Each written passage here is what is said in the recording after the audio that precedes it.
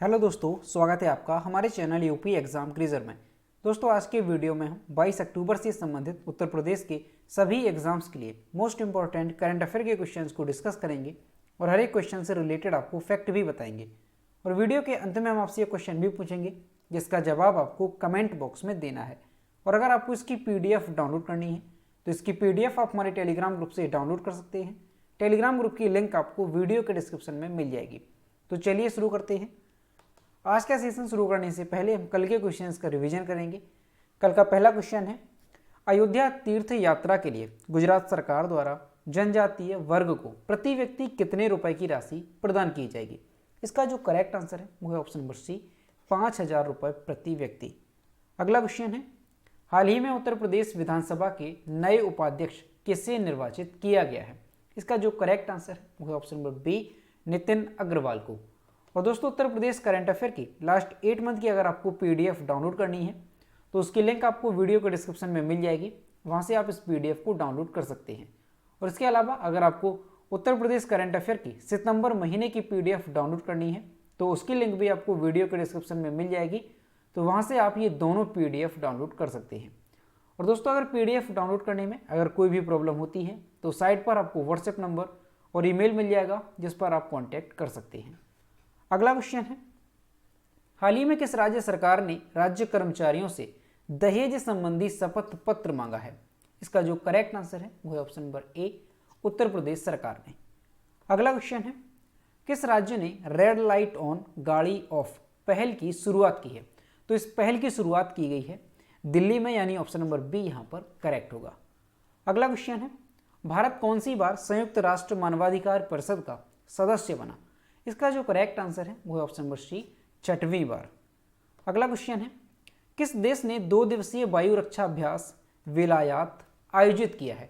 तो ये जो वायु रक्षा अभ्यास है वेलायात, ये आयोजित किया गया है ईरान में, यानी ऑप्शन नंबर सी यहाँ पर करेक्ट होगा। अगला क्वेश्चन है, कैम्ब्रियन पेट्रोल अभ्यास में भारतीय सेना की टीम ने कौन सा पदक जीता है। इसका जो करेक्ट आंसर है वो ऑप्शन नंबर बी, स्वर्ण पदक। अगला क्वेश्चन है, केंद्र शासित प्रदेश लद्दाख का निवास प्रमाण पत्र प्राप्त करने वाली पहली महिला निम्न में से कौन बन गई है।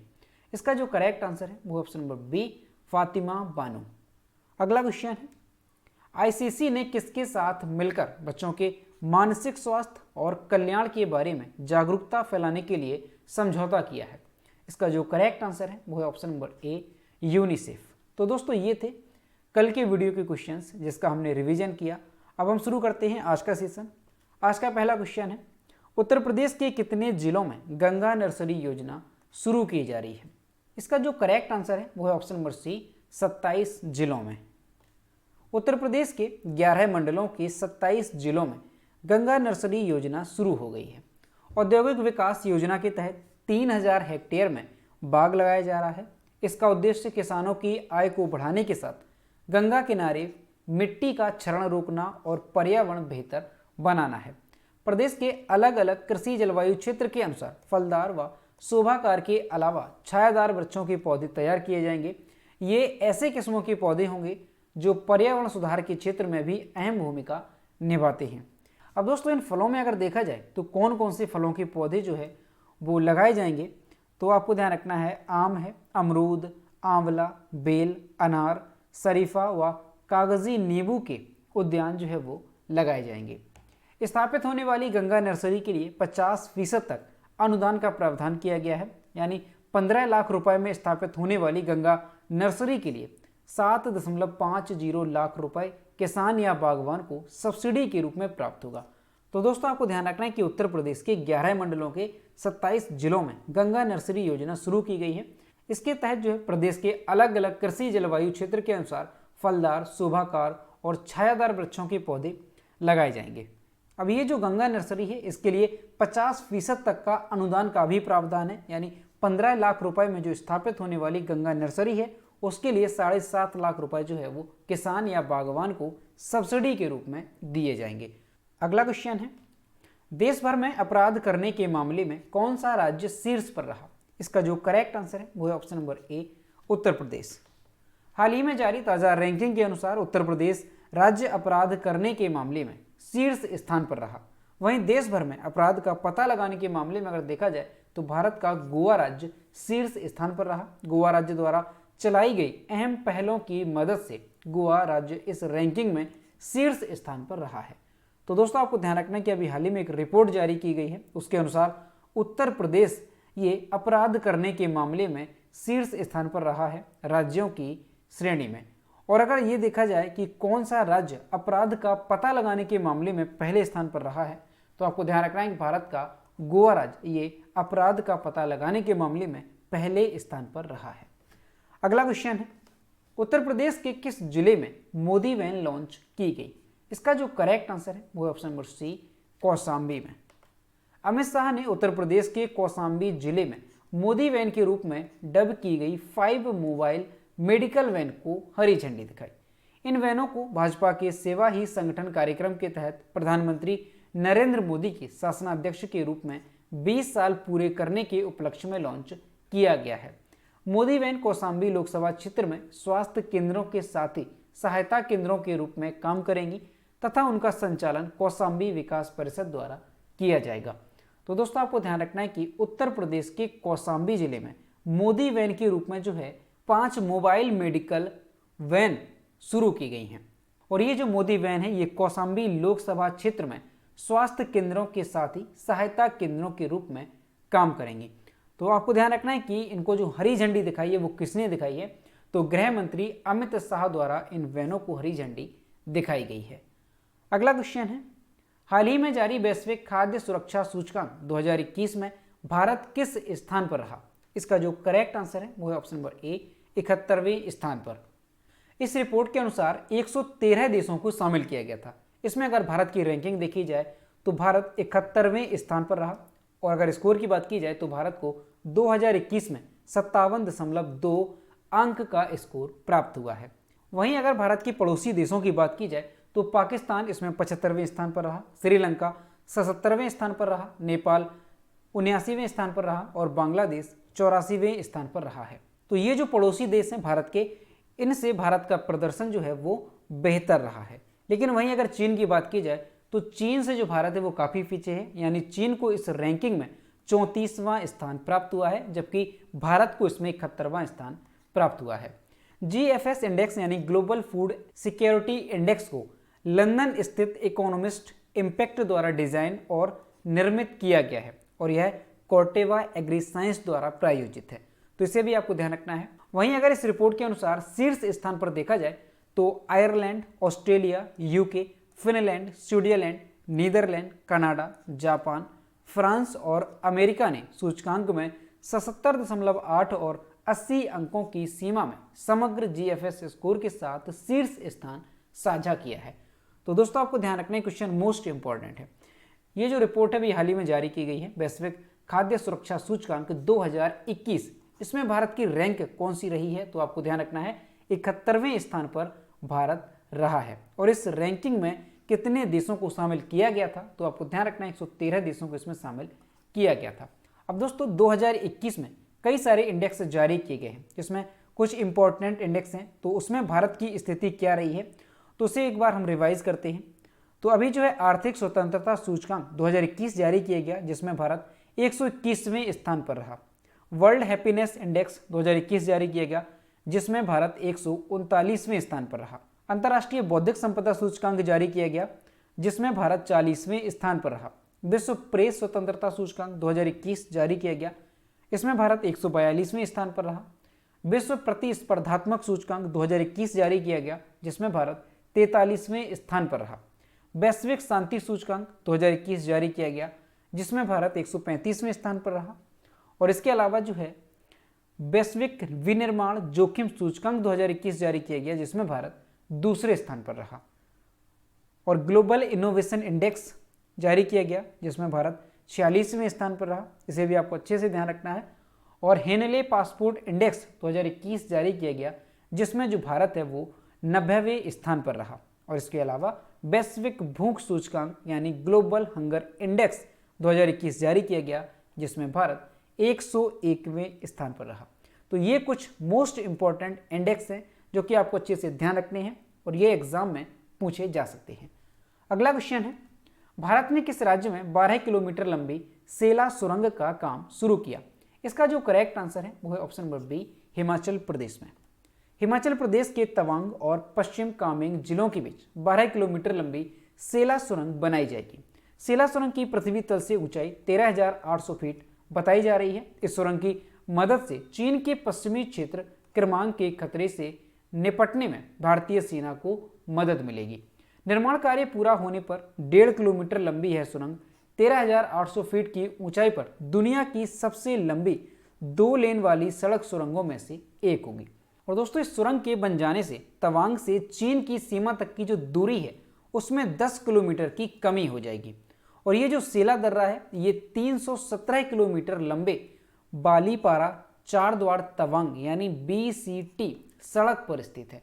तो दोस्तों, ये क्वेश्चन मोस्ट इंपॉर्टेंट है, इसे आपको अच्छे से ध्यान रखना है कि हिमाचल प्रदेश के तवांग और पश्चिमी कामेंग जिलों के बीच 12 किलोमीटर लंबी सेला सुरंग बनाई जाएगी। अब ये जो सेला सुरंग है ये 13,800 फीट की ऊंचाई पर दुनिया की सबसे लंबी 2 लेन वाली सड़क सुरंगों में से एक होगी। तो इस वजह से क्वेश्चन मोस्ट इंपॉर्टेंट है। और दोस्तों, इस सुरंग का निर्माण कार्य का शुभारंभ किसने किया है? तो आपको ध्यान रखना है, रक्षा मंत्री राजनाथ सिंह ने गुरुवार को विस्फोट करके सीमा सड़क संगठन यानी BRO द्वारा सेला सुरंग के मुख्य ट्यूब का रास्ता बनाए जाने की प्रक्रिया की शुरुआत की है। तो इसे भी आपको ध्यान रखना। अब दोस्तों, ये जो सुरंग है ये हिमाचल प्रदेश में बनाई जाएगी। तो ये है मैप में हिमाचल प्रदेश। हिमाचल प्रदेश की कैपिटल है शिमला। हिमाचल प्रदेश के चीफ मिनिस्टर है जयराम ठाकुर और हिमाचल प्रदेश के गवर्नर है राजेंद्र अर्लेकर। और यहाँ पर लोकसभा और राज्यसभा सीटों की संख्या कितनी है? तो ध्यान रखना है 3 यहाँ पर लोकसभा और राज्यसभा सीटों की संख्या है। अगला क्वेश्चन है, भारत का भू स्थानीय ऊर्जा मानचित्र किसने लॉन्च किया? इसका जो करेक्ट आंसर है वो है option number A, NITI Aayog ने। नीति आयोग ने देश के सभी ऊर्जा संसाधनों की समग्र तस्वीर प्रदान करने हेतु भारत का भू स्थानीय ऊर्जा मानचित्र लॉन्च किया। भारत के व्यापक भौगोलिक सूचना प्रणाली यानी GIS ऊर्जा मानचित्र को संयुक्त रूप से doctor Rajiv Kumar, doctor VK Saraswat और श्री अमिताभ कांत द्वारा 18 अक्टूबर 2021 को लॉन्च किया गया था।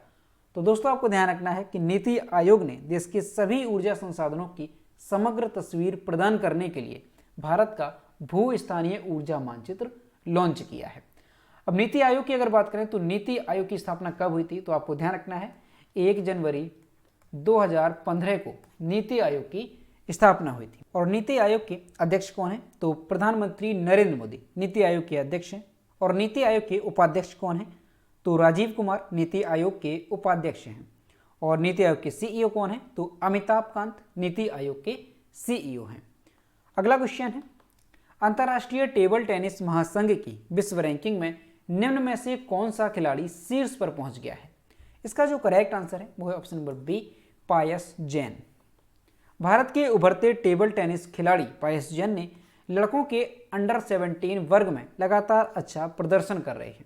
पायस जैन विश्व रैंकिंग में शीर्ष पर पहुंचने वाले दूसरे भारतीय टेबल टेनिस खिलाड़ी बन गए हैं। इनसे पहले यह उपलब्धि किसने हासिल की थी? तो आपको ध्यान रखना है, मानव ठक्कर ने इनसे पहले यह उपलब्धि हासिल की थी, जो जनवरी 2020 में अंडर 21 वर्ग में नंबर 1 रैंकिंग पर काबिज हुए थे। पायस जैन दिल्ली के पहले ऐसे खिलाड़ी हैं जो अंतर्राष्ट्रीय टेबल टेनिस महासंघ की विश्व रैंकिंग में शीर्ष पर पहुंचे हैं। तो दोस्तों, आपको ध्यान रखना है कि पायस जैन जो कि टेबल टेनिस खिलाड़ी हैं, ये विश्व रैंकिंग में शीर्ष पर पहुंचने वाले दूसरे भारतीय टेबल टेनिस खिलाड़ी बन गए हैं। इनसे पहले किसने ये उपलब्धि हासिल की थी तो उनका नाम भी आपको अच्छे से ध्यान रखना है। अगला क्वेश्चन है, मर्सर ग्लोबल पेंशन इंडेक्स में भारत किस स्थान पर रहा? इसका जो करेक्ट आंसर है वो है ऑप्शन नंबर ए, 40वें स्थान पर। मर्सर ग्लोबल पेंशन इंडेक्स में भारत 40वें स्थान पर रहा। भारत 2021 की Mercer CFS global pension index survey में कुल 43 देशों में से 40वें स्थान पर रहा। भारत का समग्र सूचकांक मूल्य 43.3 था, जिसमें भारत का समग्र सूचकांक मूल्य 43.3 था। वहीं आइसलैंड इस रैंकिंग में 84.2 के सूचकांक मूल्य के साथ शीर्ष पर है। इसके बाद नीदरलैंड 83.5 और उसके बाद नॉर्वे 82 स्कोर के साथ तीसरे स्थान पर रहा। वहीं थाईलैंड का समग्र सूचकांक मूल्य सबसे कम यानी 40.6 रहा। तो दोस्तों आपको ध्यान रखना है कि मर्सर ग्लोबल पेंशन इंडेक्स 2021 जो जारी किया गया है उसमें भारत 40वें स्थान पर रहा है। और इस इंडेक्स में पहले स्थान पर कौन सा देश रहा है, तो आपको ध्यान रखना है आइसलैंड इसमें पहले स्थान पर रहा है। और दोस्तों ये जो मर्सर ग्लोबल पेंशन इंडेक्स है ये किसके द्वारा जारी किया जाता है, तो आपको ध्यान रखना है इस इंडेक्स को मर्सर द्वारा CFA institute of Mona's centre for financial studies के सहयोग से प्रकाशित किया जाता है। मैरिलेबोन क्रिकेट क्लब MCC ने हाल ही में किन 2 भारतीय खिलाड़ियों को मानद आजीवन सदस्यता प्रदान की है?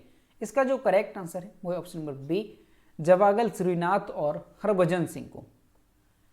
मैरिलेबोन क्रिकेट क्लब यानी MCC ने हाल ही में भारतीय स्पिनर हरभजन सिंह और पूर्व तेज गेंदबाज जवागल श्रीनाथ को मानद आजीवन सदस्यता प्रदान की है।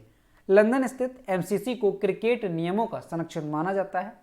हरभजन सिंह के नाम 103 टेस्ट में 417 विकेट दर्ज हैं और वे खेल के इस फॉर्मेट में सबसे ज़्यादा विकेट लेने वाले भारतीयों में तीसरे नंबर पर हैं। श्रीनाथ भारत के, यहाँ पर श्रीनाथ होगा, महान तेज गेंदबाजों में शामिल हैं। उन्होंने वनडे में 315 और टेस्ट में 236 विकेट लिए हैं।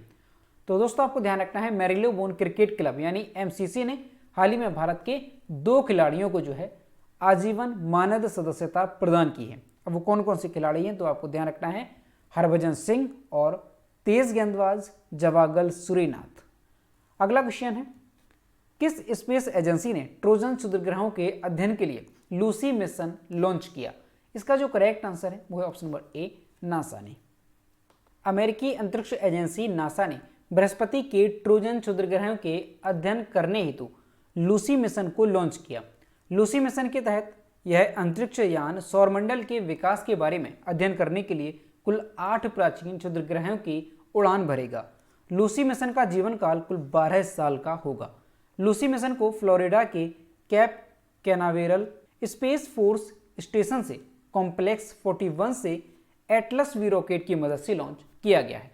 तो दोस्तों आपको ध्यान रखना है जो लूसी मिशन है इसे किस अंतरिक्ष एजेंसी ने लॉन्च किया है, तो अमेरिका की अंतरिक्ष एजेंसी नासा ने इसे लॉन्च किया है। और किस लिए किया गया है, तो ध्यान रखना है बृहस्पति के ट्रोजन क्षुद्र ग्रहों के अध्ययन के लिए इसे लॉन्च किया गया है। तो दोस्तों ये थे 22 अक्टूबर से संबंधित उत्तर प्रदेश के सभी एग्जाम्स के लिए मोस्ट इंपॉर्टेंट करंट अफेयर के क्वेश्चन जो कि हमने डिस्कस किए। अब हम देखते हैं कल के वीडियो को क्वेश्चन जो हमने आपसे पूछा था। तो ये है कल के वीडियो को क्वेश्चन जो हमने आपसे पूछा था, हाल ही में वाराणसी के किस उत्पाद को एक जिला एक उत्पाद यानी ODOP में शामिल किया गया? इसका जो करेक्ट आंसर था वो ऑप्शन नंबर बी था, लाल मिर्च। और लगभग सभी स्टूडेंट्स ने इसके सही जवाब किए। और मैं आपसे हर रोज़ कहता हूँ कि जो भी क्वेश्चन आपसे पूछा जाए तो सभी लोग उसका आंसर जरूर किया करो। तो यह है आज का क्वेश्चन, किस राज्य के मिंदोली किला को GI टैग प्रदान किया गया है? ऑप्शन नंबर ए है गोवा, बी है बिहार, सी है महाराष्ट्र और डी है हरियाणा। तो इसका जो भी करेक्ट आंसर है वो आपको कमेंट बॉक्स में बताना है। तो दोस्तों अगर आपको आज का वीडियो पसंद आया हो तो वीडियो को लाइक करें, ज़्यादा से ज़्यादा शेयर करें और अगर चैनल पर नए हैं तो चैनल को सब्सक्राइब करना ना भूलें। साथ ही बेल आइकन को भी प्रेस करें ताकि टाइम टू टाइम नोटिफिकेशन आप तक पहुंचता रहे। तो मिलते हैं नेक्स्ट वीडियो में। Thank you.